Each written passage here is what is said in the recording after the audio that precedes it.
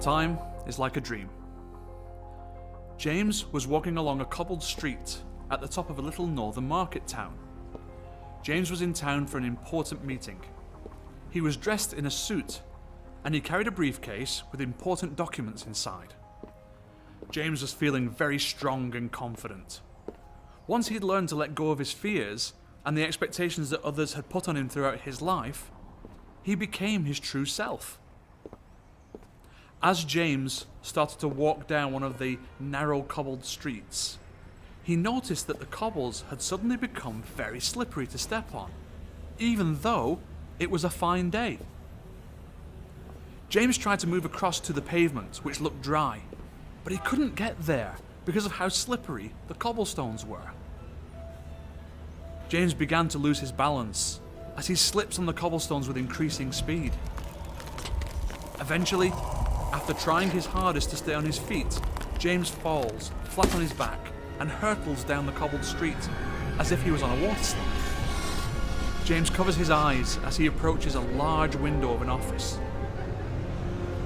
James crashes through the window and falls towards the floor. James's body doesn't hit the floor, however, as he lands on a thin, white bed. James looks up and sees doctors and nurses looking down on him with very concerned faces. James notices that he has wires, tubes, and cables attached to his arms and chest.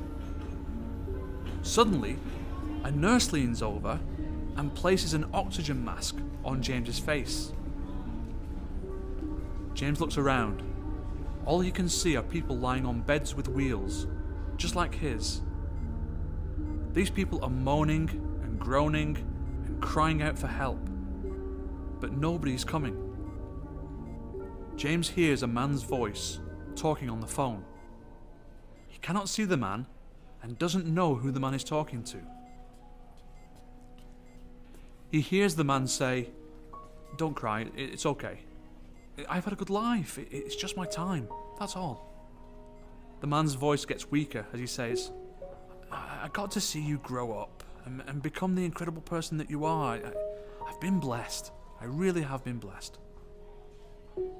The voice becomes silent. Next, James notices some changes that are happening to him. His chest is becoming very heavy. His eyesight is growing dimmer. His voice is becoming weaker too, and he's finding it difficult to breathe. James feels like he's slipping on the cobblestones all over again, and he cannot stop the slipping. James realizes that he has reached the tipping point. James looks around at all the people that surround him. James looks at the wires, tubes, and cables attached to him. James looks at the people one last time. James begins to rip all the wires, tubes, and cables out of him.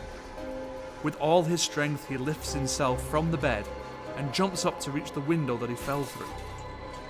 James hangs onto the window pane with his fingertips as doctors rush to grab his feet and pull him back.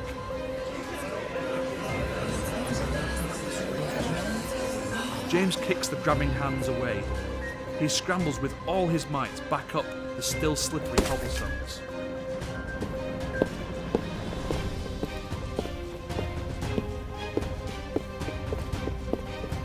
James eventually reaches the top of the street and falls down on the dry pavement.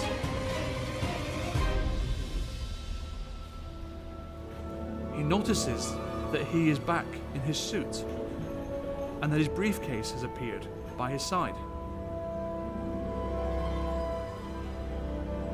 Above the town is a big, steep green hill. On top of the hill is a shop or shack.